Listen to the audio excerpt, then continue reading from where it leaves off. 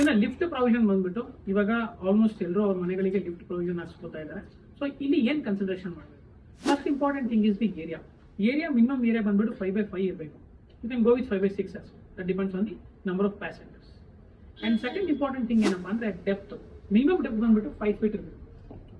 So again it depends on the shaft. Then ಮೂರನೇ important point ಏನಪ್ಪಾ ಅಂದ್ರೆ columns. ಇದಕ್ಕೆ 4 ಕಾಲಮ್ಸ್ ಸಪೋರ್ಟ್ ಸಿಕ್ಕಿರಬೇಕು. ಸೊ ಆಸ್ ನೀವು ವಿಡಿಯೋದಲ್ಲಿ ನೋಡ್ಬೋದು 4 ಕಾಲಮ್ಸ್ ಸಪೋರ್ಟ್ ಕೊಟ್ಟಿದ್ದೀವಿ. ಅಂಡ್ ಇನ್ನೂ ಒಂದು ಕ್ವಶನ್ ಏನ್ ಕೇಳ್ತಾರೆ ಅಂದ್ರೆ ಸರ್ ಎಲಿವೇಟರ್ ಕಂಪ್ನೀಸ್ ಯಾವ್ದು ಚೆನ್ನಾಗಿದೆ, ಎಲಿವೇಟರ್ ಕಂಪ್ನಿ ಜೊತೆನಲ್ಲೇ ನೀವು ಕೊಟೇಶನ್ ಕೊಡ್ತೀರಾ ಅಂತ. ಬಿಯೋಕ್ ಹಾಕ್ಬೇಕಾದ್ರೆ ನಾವು ಲಿಫ್ಟ್ ಪ್ರಾವಿಷನ್ ಮಾತ್ರ ಹಾಕ್ಬೋದು ಹೊರತು ಯಾವ ಲಿಫ್ಟ್ ಯಾವ ಕಂಪ್ನಿ ಲಿಫ್ಟ್ ಅಂತ ನಾವು ಪ್ರೂವ್ ಮಾಡಕ್ ಬರಲ್ಲ. ಏನಕ್ಕೆ ದಟ್ ಇಸ್ ಕಸ್ಟಮರ್ ಚಾಯ್ಸ್. ಒಂದು ಎರಡನೇದು ಏನಪ್ಪಾ ಅಂದ್ರೆ ಲಿಫ್ಟ್ ಅಲ್ಲಿ ನಿಮ್ಗೆ 2 ಲಕ್ಷ ಅಥವಾ 3 ಲಕ್ಷದಿಂದ ಸ್ಟಾರ್ಟ್ ಆಗಿ 30 ಲಕ್ಷದವರೆಗೂ ಇದೆ. That depends, that varies.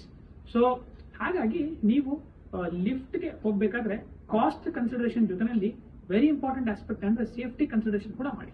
That's very important aspect. So ಯಾಕಂದ್ರೆ ನೀವು ಲಿಫ್ಟ್ 3rd ಫ್ಲೋರ್ 4th ಫ್ಲೋರಿಗೆ ಹೋಗಿರುತ್ತೆ. So that's lift safety provision is very important. ಹಾಗಾಗಿ ನೀವು ಟ್ರೈಡ್ ಅಂಡ್ ಟೆಸ್ಟೆಡ್ ಬ್ರ್ಯಾಂಡ್ಸ್ ಇರುತ್ತಲ್ಲ ಅದಕ್ಕೆ ಬೇಕಾದ್ರೆ ಹೋಗ್ಬೋದು. ವೆರಿ ಲೈಕ್ ಎಲಿಟ್ ಬ್ರ್ಯಾಂಡ್ಸ್ ಅಥವಾ ಟ್ರೈಡ್ ಅಂಡ್ ಟೆಸ್ಟೆಡ್ ಬ್ರ್ಯಾಂಡ್ಸ್ ಸುಮಾರು ವರ್ಷಗಳಿಂದ ಏನದ್ರ ಬಗ್ಗೆ ರಿವ್ಯೂಸ್ ಕೇಳಿರ್ತಾರಲ್ಲ ಆ ಥರ ಬ್ರ್ಯಾಂಡ್ಸ್ ಹೋಗ್ಬೋದು. Thank you so much.